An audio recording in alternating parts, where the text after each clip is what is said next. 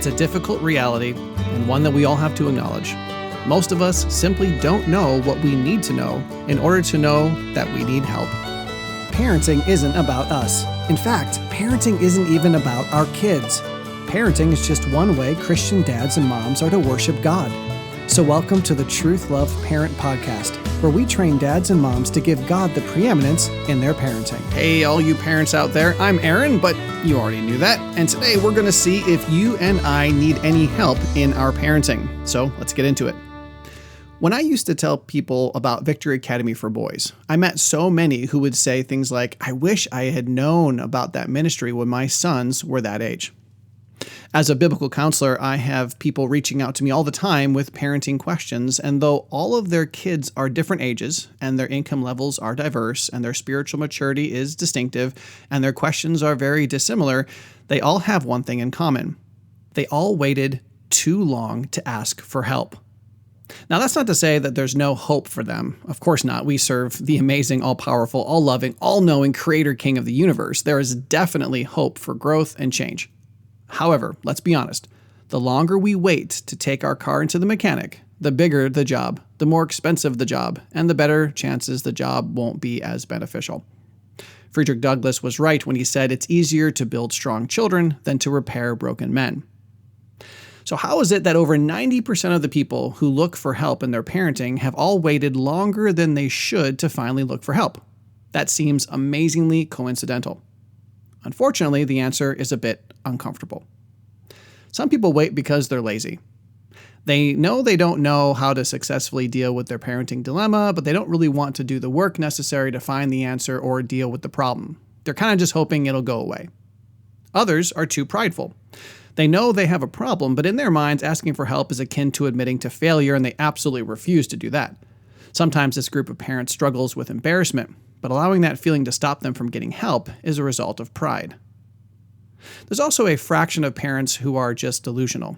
What I mean by this is that they don't believe there really is a problem. They might have been told there's a problem. They may have even experienced some of the consequences of the problem, but these kinds of parents are the ones who say things like, kids will be kids. What did you expect? She's 14. Well, that's just the way it is. And it's important for them to find their own truth, or /follow their hearts, or /be true to themselves, /whatever insane parenting philosophy can be used to dismiss the fact that our kids are on a self-destructing trajectory. So yes, there are many lazy, prideful, and delusional parents. But I think the vast majority of us fall into a fourth category. We're simply ignorant. What I mean is, we just don't know what we don't know. We don't know enough to recognize the warning signs. We haven't seen the choices kids on this trajectory make, and when we do, we're uncertain how bad it could really be. Most of us simply don't know what we need to know in order to know that we need help. Allow me to give you one real-life example. And yes, identities will be protected. To make a very long story short, I had a parent sitting in front of me who had just learned that their child had been sneaking out at night to meet up with a friend of the opposite sex. This parent was completely blindsided. They couldn't imagine a universe in which their child would ever do anything like that. However, I could have called it a mile away. For me, all the warning signs were there. The child's trajectory was incredibly clear to me, and it was due to my relational pursuit of that child that the truth came out. But the parent didn't even know to be concerned for their child. Could that be you? Could that be me? Maybe we're not lazy. If you knew there were an issue, you'd be all over it. Maybe you're not too prideful to ask for help when you see you need it. Maybe you're not delusional. You desperately try to agree with God on what is good and what is bad. So is it possible that you just don't know what you don't know? Now, before we answer the question, how do you know if you need help in your parenting? I like to tell you about a service we offer designed to help you know what you don't know and when you need to know it. Anyway, Faith Tree Biblical Counseling and Discipleship exists to equip God's people with the biblical truth they need to glorify God by being conformed to the image of Jesus Christ. Whether you're having issues in your parenting, or you're giving into addiction, or your marriage is struggling, or you don't know how to please the Lord with your spending, or you've been diagnosed with a terminal illness, or anything else, we are here to open the Bible and show you how you can glorify God in your situation. You can reach out to us in so many ways. You can visit faithtreebiblicalcounseling.com. You can email us at counselor@truthloveparent.com, and you can even get in touch with us through the Evermind app. We want to help you be the person God called and created you to be. And it's possible that you already need help, but just don't know it yet. So after we talk about how to know if you need help in your parenting, I'm going to remind you about how you can get in touch with our biblical counselors so that you can get the help you need. All right, how can you and I know that we need help in our parenting? Number one, are you experiencing any angst in your parenting? Call it worry, call it doubt, call it fear, call it anxiety, whatever you want. I use the word angst. This should be a dead giveaway, but I think we've all been convinced that parenting is hard no matter what we do, so the fact that we're struggling doesn't motivate us to look for the help the way it should. Number two, have your kids started doing things that surprise you? Again, this should be intuitive. If your children, regardless of their age, are doing, saying, feeling, thinking, wanting, or believing things that surprise you, perhaps a couple things might be true. A, you might have been missing something. It amazes me when a child blindsides their parents and yet the parents plunge forward as if they're still not being blindsided. On the other hand, B, maybe you weren't blindsided, but if what the kids are doing surprises you, then perhaps it would be wise to get some insight so that the surprise doesn't continue. Number three, are you reading parenting books or listening to parenting podcasts or attending parenting conferences? Sometimes parents, even the prideful ones, will pursue parenting help through books and podcasts because they recognize that they do in fact need help. However, we should be wise enough to realize that non-personalized help isn't nearly as valuable as personalized help. If we're combing the internet looking for answers from strangers about how to handle our kids, we need to recognize the fact that personalized assistance has far greater chances of helping the situation. Number four, are your children changing? Now, this is really vague, and so therefore it rarely is a cue that we probably need some parenting help. But what's interesting is that we understand the significance of change when our kids are very young. We diligently track their milestones and we research upcoming changes to be ready for the next needs our children are going to have. But as our kids get older, we become less diligent about looking forward to their next developmental stages, temptations, and possible pitfalls. There are three types of changes for which we should be looking. A, are they changing behaviorally? In episode 442, we talked about how to know if your child is addicted. I'll link that episode in the description of today's show. One of the best ways to spot an addiction is to look for changes. Changes that likely will not seem like a significant problem or even appear related to the actual addiction. A simple example of this is that a child who used to dress one way, but who has recently changed key things about the clothes they wear may be purposefully or inadvertently hiding something. It might be effects on their bodies. It might be a cover for sneaking things in and out of the house on their person, or it could simply be a subconscious identifier with a certain group or ideology. Either way, when children start changing in how they relate to family members, the quality of their schooling perhaps, how they dress, talk, or eat, and countless other seemingly insignificant changes, it might be a revelation about a new addiction. By the way, yes, just in case you're wondering, your child is addicted. So are mine. Their primary addiction is the same, but their secondary addictions are probably different, and their recent changes may help you identify them. Letter B, are they changing spiritually? This, again, should be one of the things that drives us to look for assistance, and it's not just when our kids seem to be acting more immaturely. Even the morphing spiritual change that appears to be the result of maturity is something that should cause us to pursue advice concerning valuable ways to guide them into this new season of their lives. Letter C, are they changing physically? Again, very young children appear to change much faster, but noticeable physical changes in any of our kids is a revelation that our kids are entering new phases. They will be experiencing new influences and temptations. They will be capable of different decision-making, and in some cases, their physical changes are actually the result of poor spiritual choices. Okay, so I have two more things that should prompt us to seek parenting help, and I'll mention these very quickly. Number 5, are you finite? That's right, I just asked you if you were finite. If you are finite, that means that you're not perfect. It means that you're a sinner and that you don't know everything you need to know. And finally, number 6, do you have children? Yes, that's right, I just asked you if you had children. If you didn't see this coming a few points back, I hope you're realizing my goal for today's episode. I could have actually made this episode much shorter by leading off with, you can know for certain that you absolutely always need help in your parenting if you're a human who either plans to have kids or actually has kids. Period. If you're in either of those categories, yes, you need help. But I didn't start off that way for one main reason. The exact things that prevent us from seeking assistance when it should be super obvious that we need help are the same things that would hinder us from accepting the fact that we all need help, right here and right now. Some of us are lazy, others are prideful. There are those who may be deluded, but the vast majority of us just don't know what we don't know. And when you layer on those realities that we are sinners who so often misinterpret things, are blind to others, and who sin ourselves, it should be obvious that, of course, we're going to need help to do this thing called parenting. It's then that we can easily realize that our parenting angst, the surprising things that our kids do, our pursuit of non-personalized advice, our children's perpetual change, and the very fact that we have kids in the first place are all obvious indicators that we could use some help in this thing called parenting. Now, I want to share 2 more ideas. Number 1, I'm not saying that you can't parent your kids on your own or that it takes a village to raise your children or anything else like that. I'm simply sharing a lesson that I've gleaned from my own experiences and the experiences of others. We all wait too long to seek help. We all should have started pursuing parenting help long before things got out of hand. But I'm also extrapolating a biblical truth. God designed us to flourish in community. In episode 198, we talked about how to create community in your parenting because it's so incredibly valuable. The Lord wants us equipping each other, comforting each other, sharpening each other, teaching each other, reproving, rebuking, and challenging each other in our spiritual maturity. And that definitely includes our parenting. Biblical life-on-life discipleship community is something we should all be doing anyway. Unfortunately, Satan, the world, and our sinful flesh daily tries to convince us that we don't need other people's help and or that others don't have the right to speak into our lives. You've probably heard me say on many occasions that you are the single best parent for your child when you are fully submitted to Christ.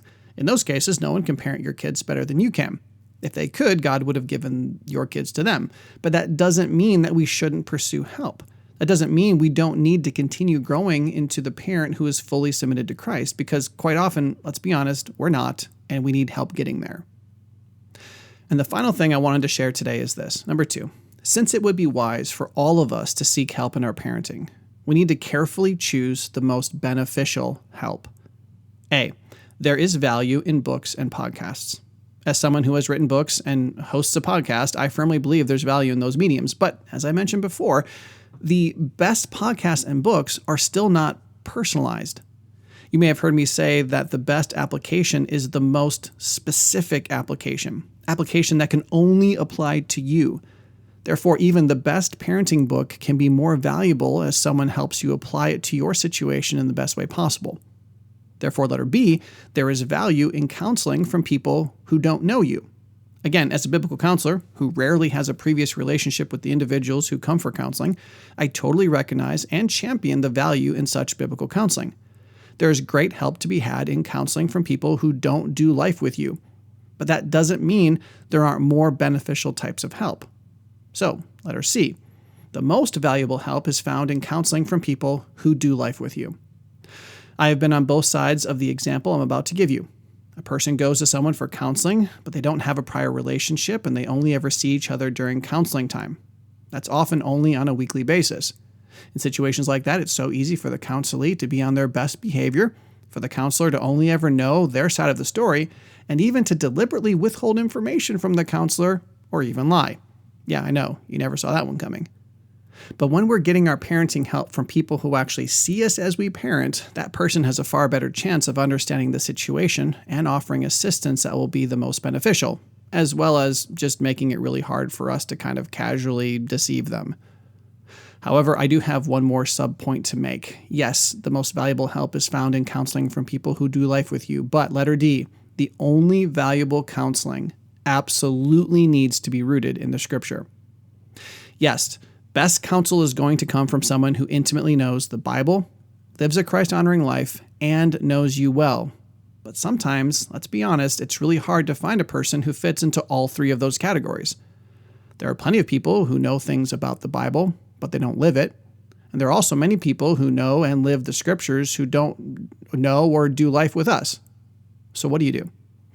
When people come to me for counseling, I always push them back to their church. The hope, and of course the biblical expectation, is that there should be a mature believer in their church who is better suited to help them than I am. However, in so many cases, basically 100% of all of my counseling, the individuals can't find someone in their local body of believers who knows the scriptures, is mature, and who knows the person well. And so the individual or the family comes to me for the counseling. Yes, your pastor or one of your elders should be the best guy to help you in your parenting journey, but so many of them aren't very good in pastoral counseling sessions, aren't doing a good job parenting their own kids, or don't know you any better than I do. Therefore, a podcast that is thoroughly biblical is much better than a doctrinally unsound pastor or a close friend who's immaturely following the trends of the world. The most important aspect of the counseling must be its submission to the practical application of biblical principles. Second to that is how well the individual knows us. Too often, though, when some people look for help, they go to the people they know, the people who, quote-unquote, get them, but those people aren't doing any better than they are or pursuing a biblical trajectory than they are.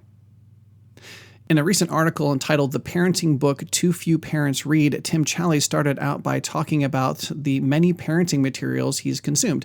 And then he said, quote, "Yet I could never shake this thought. I don't actually know any of these authors. I don't know anything more than what they have told me about themselves in their books. I don't know how they have actually lived these things out in their homes. I don't know how their children feel about them. I don't know if they gained the hearts of their kids or lost them, if their techniques led to great success or total failure.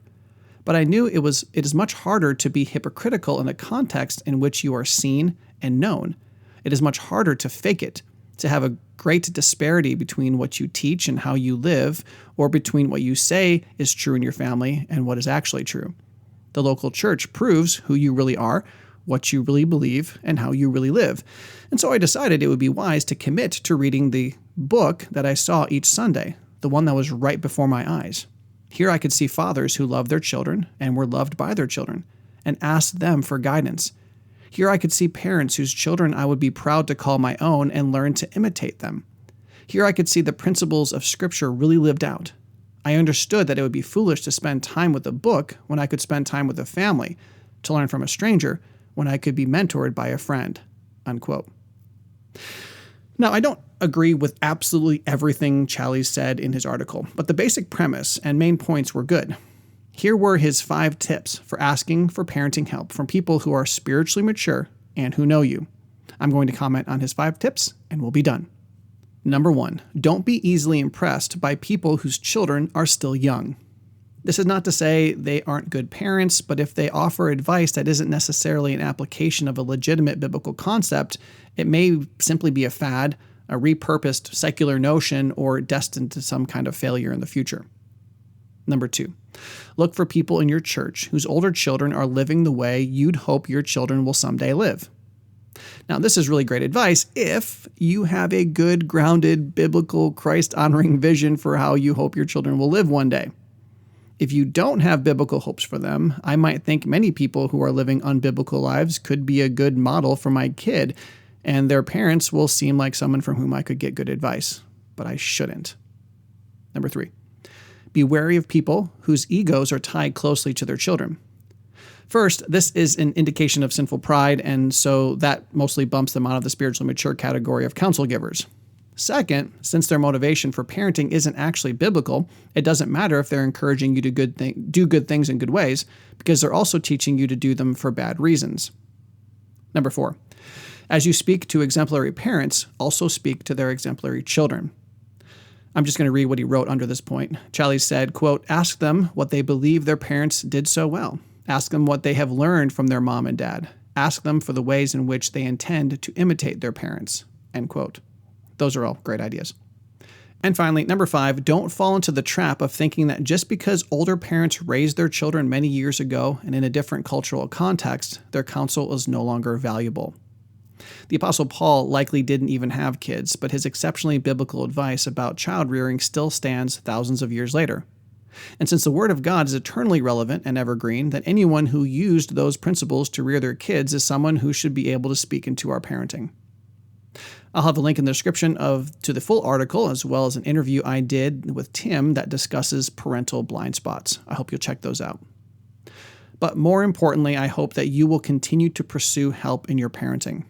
Yes, keep listening to this podcast and reading good books, but also be humble enough to get life-on-life help from spiritually mature believers in your church. You need it, whether you realize it or not. And listen, again, please understand, so do I. I'm not sitting here judging you. I need it, whether I think I do or not. And you can help other dads and moms recognize that they also need parenting. You can help them with what they don't know by sharing this episode with them. And if you are now personally recognizing that you do need more specific and individualized help in your parenting, but you don't have anyone who's wise and mature enough and who knows you really well, please send an email to counselor@truthloveparent.com or call 828-423-0894. And then join us next week as we answer the age-old question, is being a parent really like owning a puppy? I'll see you then. Truth Love Parent is part of the Evermind Ministries family and is dedicated to helping you worship God through your parenting. So join us next time as we study God's Word to learn how to parent our children for life and godliness. And remember that TLP is a listener-supported ministry. You can visit truthloveparent.com/donate to learn more.